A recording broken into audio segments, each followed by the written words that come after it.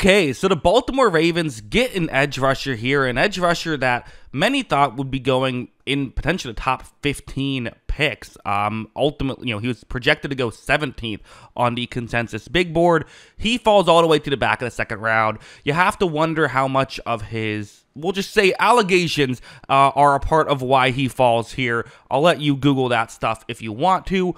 Ultimately, I think part of why he fell was just playing at Marshall. You don't get the level of competition as well, so while his tape is going to look very good, part of it has to be mentioned is just the competition he was going up against. Not exactly the SEC there, although I can't remember if I brought this up in the film study or not, but worth mentioning as well, he is someone who did very well in the Senior Bowl, so at least you have that thing to look at and say, well, he has that benefit as well. Ultimately, he is someone who should be a very good player, should be I think a fantastic player, in fact, for the Baltimore Ravens. And for a team that likes to do a lot of different things, he can do a lot of different things. And again, kind of a classic Raiders pick, just into, oh, here's a great prospect who's still on the board somehow. Well, let's just snag him. So yeah, let's get into the film and talk about why he could be such a good player for them. So let's start off with this play for Mike Green. So you see where he is. It's going to be a one-on-one matchup against the right tackle right here, and watch what happens. Right off the bat, you're going to see some, him sort of show off the arm length right here, driving the tackle a little bit back. Of course, this could be a running play, right? He doesn't know if this is going to be a running play or a passing play due to the play action, so he has to be prepared for a run in his direction. But once now he realizes that that's not the case, again, he kind of has the hand placement he wants anyways to pass rush. Watch him ultimately get by the tackle, albeit does not quite get to the quarterback, but definitely disrupted that play. So, still did some good stuff right there. And that's kind of what you like to see from him, is I think he's someone who he can win in several different ways. This play, for example, he's going to be going up one-on-one against a left tackle this time. And when this play begins, you see how it kind of fakes it was going to the outside, but then goes for an inside move. And these ones are always a bit risky, right? Because obviously there's the advantage of you can try and fool the tackle, but if you screw up, well, what you can essentially allow the tackle to do is push you more towards the middle, and now you've given up containment. The quarterback can get outside the pocket, and now they will have all day to throw the football. But here, watch as Green is able to get straight through, and he is able to flush the quarterback out ultimately to the other side of the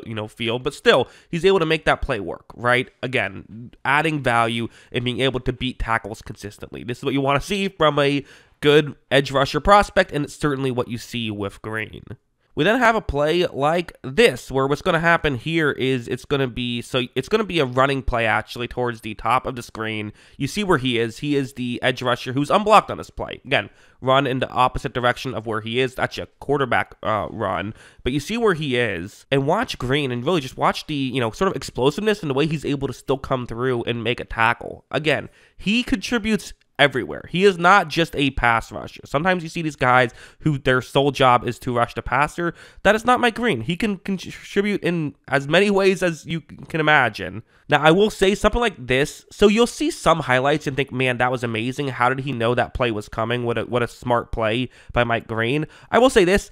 It's really just that he guesses sometimes. Like, that is a thing that happens, which isn't the worst strategy sometimes for an edge rusher. But, like, right here, you're going to see, look, this appears to be an incredibly impressive play. Running in and making a tackle ultimately does not tackle the player with the football. But, again, I think it's just a strategic thing to some degree, because ultimately, if you're right 50% of the time, then you're going to get splash plays 50% of the time, and you trust your defense will take, your teammates will take care of the rest. So I don't know if it's a good or a bad play. Just it's a strategic decision that he makes right there, and ultimately it does sometimes work for sure. But heading over here, to me, these are the plays I really like when I watch Mike Green play. It's the being able to use his hands and find ways to win. So going up one-on-one against a tackle, but watch Green's left hand, so the one closest toward the right side of the screen. Watch, I was just going to swipe towards the tackle. Before the tackle even realized he was what was happening, Green was past him, and ultimately, unfortunately, hey, if the quarterback gets rid of the ball right away, there's nothing an edge rusher can do. But still, that's an impressive looking play by Mike Green. And this one's another impressive looking play where what's going to happen is, again, it's a tackle, although this time he just lined up on the tackle, so the tackle isn't going to get too surprised by this, but nonetheless, let's see what happens. So when this play begins, you see Green immediately getting his left arm over the tackle right here. Tackle has his left arm kind of on the shoulder area, but given where they're at, you're in a tough spot of do you want to hold? Because you could hold here, but that would be a penalty. Or you can try to maybe get away with what you can get away with, but ultimately have to let him go. But then you're getting a straight shot to the quarterback. Green powers through, and it looks like even with a bit of a hold, Green is still able to ultimately get through and get to the quarterback. Now, it could be worth mentioning at this point, like the low level of competition, right? Which is fair. He played at Marshall. He did not play against the top tier, offensive lineman.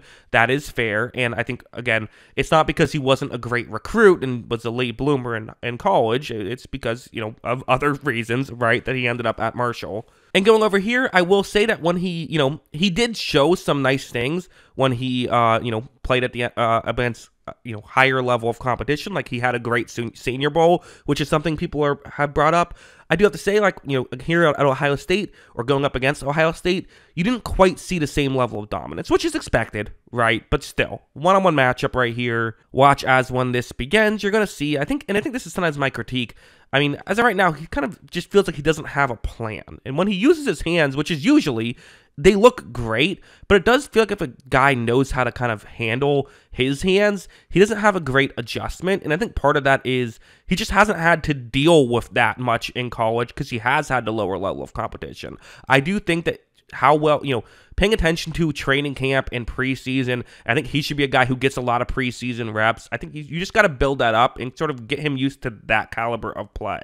Now, ultimately here, after the play kind of breaks down, again, he shows good hustle and is able to help, flush that quarterback out of the pocket. So there's a lot of good stuff here with Mike Green. I think the critiques of Mike Green are essentially not even tape-related critiques. It's more so just like you were dominating against guys who aren't going to sniff the NFL, and also again, the off-the-field concerns, and then the fact that he's only has about 1,100 career snaps, and about 700 of those were last year. So it's a bit of there's wild card aspects there, but the tape is just so good, right? You just can't help but be blown away by some of these plays, and that's ultimately why he got drafted when he did. So yeah, those are my thoughts on all of this. What are yours? Let me know in the comments below.